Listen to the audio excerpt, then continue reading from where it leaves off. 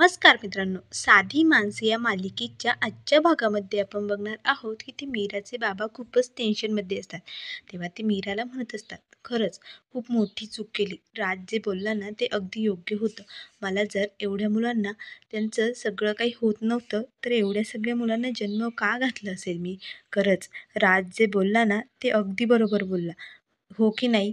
असे आता म्हणून मीराचे बाबा रडत असतात. आता मात्र मीरा लगेच म्हणते, "बाबा, किती मनाला लावून घेतायस त्या राजचं बोलणं. नाही, नाही, हे बघा असं काहीही नाही आहे. आणि हो, पैशातच सगळं सुख असतं असं थोडे असते होय. झोपा बरं तुम्ही, आराम करा." असे म्हणून आता मीरा आपल्या बाबांना तिथे झोपवते आणि आईला सांगते, "जा बरं, तू ना पेज बनव बरं, बाबांना आवडते ना तशी, आपण सगळे मिळून खाऊया." असे म्हणत आता लगेच मीराची आई आणि मधू ही किचनमध्ये जातात. आता मीरा तिच्या बाबांना तिथे कॉटवरती झोपवते आणि तिच्या बाबांच्या चेहऱ्याकडे बघत असते.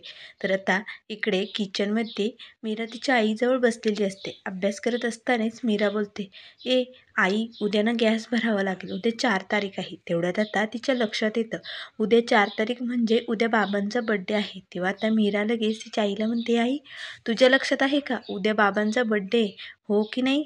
तेव्हा आता मीराची आई बोलते, "हो गं, हे सगळं ठीक आहे. पण आता कसला दादा बड्डे करतायत, बघितलं ना घरात कसं वातावरण निर्माण झालेलं आहे. त्यांचं कशातच मन लागत नाही आणि आता काय बड्डे साजरा करतील ते."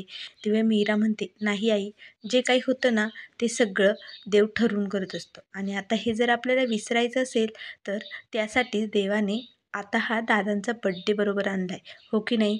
मग आता दादांना खुश करायचं काहीही झालं तरी.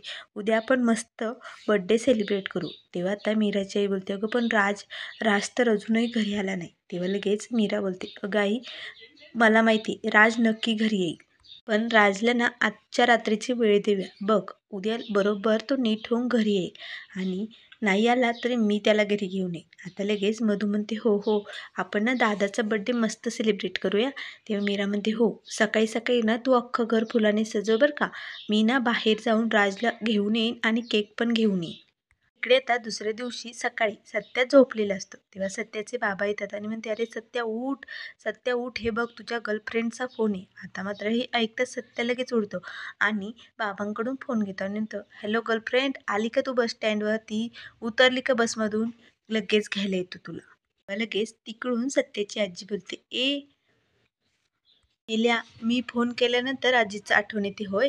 कधी फोन करायला नको ही आजी जिवंत आहे की नाही? आणि हो सत्या, एक गोष्ट सांग, तुझ्या आयुष्यात पोरगी आली की नाही? आली की नाही?" तेव्हा सत्या बोलते, "ए म्हातारे, काय बोलतेस तू? माझ्या आयुष्यात एवढी एकच पोरगी आहे, तू. एवढी डोक्यावर किटकिट करणारी. मला अजून कोणी नको गं बाई, बरी माझी गर्लफ्रेंड तूच." तेव्हा लगेच सत्याची आजी बोलते, "अरे मी काही तुला आयुष्याला पुरणार आहे का? मला माहिती आहे. तुला सांगते, मी आजपर्यंत जेवढी भाकीतं सांगितली ना ती खोटी ठरली नाही बरं का. कितीक लांबून लांबून लोकं माझ्याकडे भाकीत ऐकायला येतात आणि हो, त्यानुसारच मी सांगते, तुझ्या आयुष्यात अशी भारी पोरगी येणार आहे लवकर. बोल सत्या." आता मात्र सत्या शांत झालेला असतो. तेव्हा लगेच ती आजी म्हणते, "अरे बोल ना, मी काय म्हणते?" त्यानंतर इकडे दुसऱ्या दिवशी आता मीरा आणि मधू दादांना खुश करण्यासाठी ॲक्टिंग करत असतात. तेव्हा आता मीरा बोलते, "ए मधू, किती धक्का दिला गं? मला लागलं असतं ना आणि चहा सांडला असता मग. लग्न झाल्यानंतर सासरी गेल्यानंतर असं वागणार आहे तू? अशी अशी मारामारी करत जाणार आहे, थांब तुझा ना कानच पकडते." असे म्हणून मीरा आता मधूचा कान पिळत असते. आता मात्र दादा हे सगळं बघून हसत असतात. तेव्हा लगेच मीरा म्हणते, "असंच रातच्या दिवसभर खोडी करत असते ना, आता तुला सोडणार नाही. मी मोठी बहीण आहे ना, बघ आता तुला मारतेच मी." आता मात्र राजचं नाव घेताच दादांचा लगेच चेहरा खाली पडतो. ते टेन्शनमध्ये आलेले असतात. तेव्हा आता मीरा लगेच दादांजवळ येते आणि म्हणते, "काय झाले दादा?" तेव्हा लगेच दादा बोलतात, "अगं राज अजून घरी आला नाही." तेव्हा मीरा बोलते, "हे बघा दादा, तुम्ही कसलंही टेन्शन घेऊ नका. राज घरला बी येणार आणि एकदम पहिल्यासारखा होणार. बघा तुमची माफी मागतो की नाही ते." तेव्हा आता लगेच मीरा म्हणते, "दादा हात पुढे करा, हात पुढे करा." आता लगेच मीराच्या बाबांनी हात पुढे केल्यानंतर मीरा हॅपी बर्थडे करते. तेव्हा लगेच दादा म्हणतात, "अगं बाई, गरिबांचा कसला आला हॅपी बर्थडे? श्रीमंतांच्या घरात जन्माला आला असता तर किती मोठा वाढदिवस साजरा करता आला असतात." तेव्हा लगेच मीरा बोलते, "दादा काय बोलताय तुम्ही? बाबा, फक्त श्रीमंत घरातच सगळं काही सुख असतं असं नसतं. गरिबांच्या घरातही खूप काही सुख असतं. त्यानंतर इकडे आता सत्याची आजी म्हणत असते, अरे सत्या बोल ना, आली का नाही तुझ्या आयुष्यात पोरगी? तेव्हा लगेच सत्या म्हणतो, गे म्हातारे तू असं कर, अजून एखादी पोरगी बघ आणि माझ्या बापाचंच दुसरं लग्न लाव. ही बायको ना त्याच्या खूप डोक्यावर बसली ग. कसं आहे ना, आता रिटायर्ड झाल्यानंतर त्याचा सांभाळ करणारं कोणीतरी हवं ना, मग त्यालाच एखादी पोरगी बघ. सत्याची आजी बोलते, अरे सत्या काय बोलतोय तू? तुझ्या बापाचं दुसरं लग्न करतो आणि ती निरूपा, तिनेच एवढं डोकं खाल्लंय तर दुसरी पोरगी आणली ना तर तुझ्या बापाला केस पण ठेवायची नाही डोक्याला. नको नको, तुझंच लग्न करूया. आता मात्र सत्याचे बाबा म्हणत असते, ए सत्या काय बोलतोय तू? माझं लग्न करतो की काय परत? तेवढ्यात आता लगेच तिथे निरूपा येते आणि म्हणते, काय करताय तुम्ही इथे आणि कुणाशी बोलताय फोनवरती? उगाच वेळ वाया घालवताय. चला बाहेर ना पाठक आलेत भेटायला, चला पटकन. किती वास येतो इथे, एवढ्या घाण वासत बसल्या. असे म्हणून आता निरूपा लगेच नाकाला हात लावत असते. आता मात्र सत्या तिच्याकडे बघत असतो. तेव्हा लगेच सत्याचे बाबा आणि निरूपा बाहेर जातात. तेव्हा सत्याला त्याची आजी विचारते, कोण होतं रे? तेव्हा लगेच सत्या बोलतो, ग ती नाही का टिवटिव करणारी, तुझ्या भाकितानुसार माझ्या बापाचं लग्न लावलं तू, ती निरूपा इतकी बडबड करते ना, सारखी तुला सांगू का नको? तेव्हा लगेच आता सत्याची आजी बोलते, सत्या पण हे खरं आहे बरं का, तुझ्या आयुष्यात लवकरच एक पोरगी येणार आहे. माझं भाकीत कधीही खोटं ठरत नाही. तर इकडे आता लगेच तिच्या बाबांना म्हणते, बाबा काळजी करू नका, मी राजला एकदम व्यवस्थित घरी आणेल. आणि हो, मी तुम्हाला चॅलेंज देते, आज राज नक्की घरी येईल म्हणजे येईल. तेव्हा आता लगेच मीरा तिच्या बाबांचे दर्शन घेते आणि म्हणते, मधू तू इथलं सगळं आवर, मी घरी ला घेऊनच येते बघ. असे म्हणून आता मीरा घराबाहेर पडलेली असते. तर तिचे बाबा तिथेच बसून मीराकडे बघत असतात. तर इकडे सत्याचे बाबा, आता त्यांचे मित्र आलेले असतात पाठक, त्यांना भेटण्यासाठी बाहेर येतात. तर आता लगेच त्यांचा मित्र बोलतो, अरे सुधाकर, आता तू रिटायर्ड होणार आहे ना, म्हणून तुला भेटण्यासाठी आलो होतो आणि तुला पी एफचे पैसे पण मिळणार आहे ना, मग त्या पैशांचं काय करणार आहे काय नाही जरा विचारून घ्यावं. मी बघ किती मस्त पैसे गुंतवलेत, आता मी लोकांचे लग्न जमवतोय, खूप छान हां. तेव्हा आता लगेच सत्याचे बाबा बोलतात, हो हो हो, मी पण विचार केलाय. तेवढ्यात सत्या तिथे येतो आणि म्हणतो, नमस्कार काका, कसे आहात तुम्ही? ठीक आहात ना? तेव्हा लगेच सत्याचे बाबा बोलतात, हा बघ हा माझा मुलगा सत्या, तू लग्न जमवतो ना, मग माझ्या सत्यासाठी पण एखादी छान मुलगी बघणार आहे. तेव्हा आता लगेच सत्या बोलतो, हो हो काका, माझ्या बापाच्या वयाची असली ना तरी चालेल. आता मात्र निरूपा सत्याकडेच बघत असते. तेव्हा सत्या बोलतो, हो कसं आहे ना, माझा बाप दुसरं लग्न करेल ना, कसे त्याची काळजी घ्यायला कोणतरी हवं की नाही? ही निरूपा खूप टिवटिव करते. आता मात्र लगेच सत्याचे बाबा बोलतात, ए भाऊ नको बघू, आमच्या सत्याला पोरगी नको बघू, बाद झालं.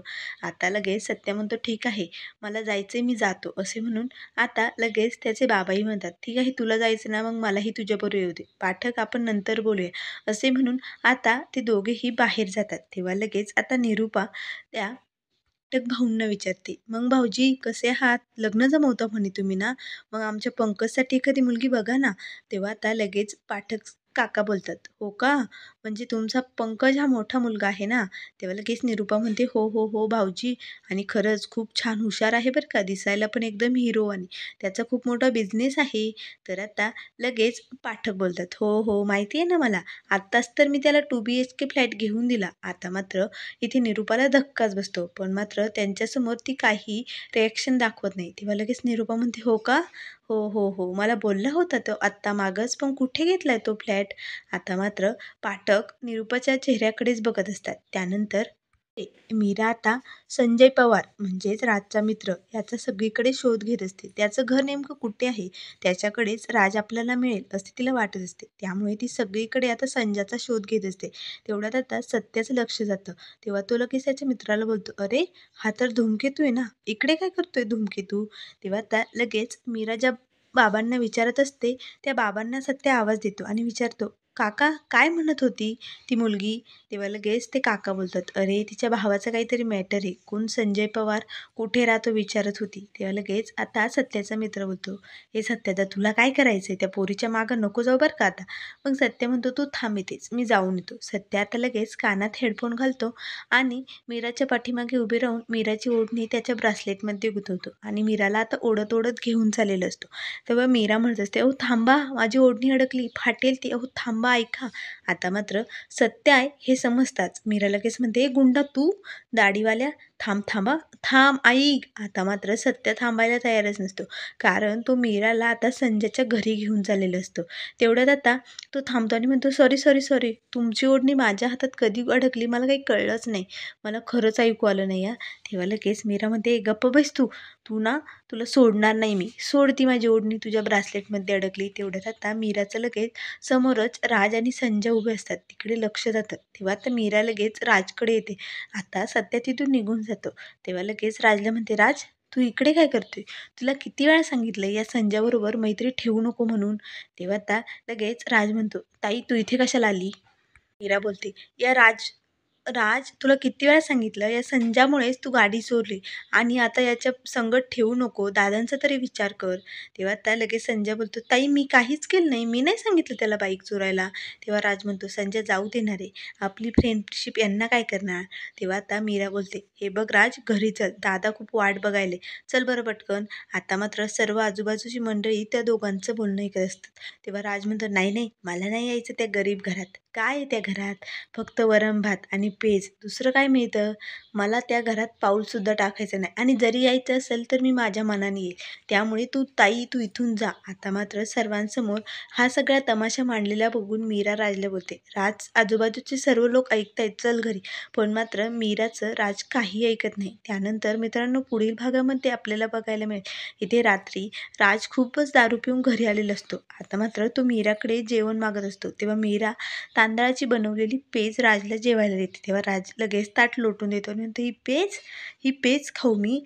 अरे, असं सांगा ना या राजला तुम्हाला जेवायलाच द्यायचं नाही म्हणून." आता मात्र मीरा, तिची आई सर्वजण राजला शांत करत असतात. कारण दादा झोपलेले असतात. दादांनी जर हे सगळं बघितलं तर खूप अवघड होईल जाईल. पण मात्र आता दादांनी राजला या अवस्थेत बघितलेलं असतं. त्यामुळे दुसऱ्या दिवशी इथे मीराचे बाबा घराबाहेर पडलेले असतात. आता ते रस्त्याने चाललेले असतानाच अचानक एक ट्रक येतो. पण मात्र ते ट्रककडे लक्ष देत नाही. आता मात्र सत्याचं लगेच मीराच्या बाबांकडे लक्ष जातं. आता सत्या मीराच्या बाबांना कसं वाचवणार हे आपल्याला लवकरच बघायला मिळेल. त्यामुळे मित्रांनो, अशाच मालिकेंच्या अपडेट पाहण्यासाठी चॅनलला लाईक करा, सबस्क्राईब करा.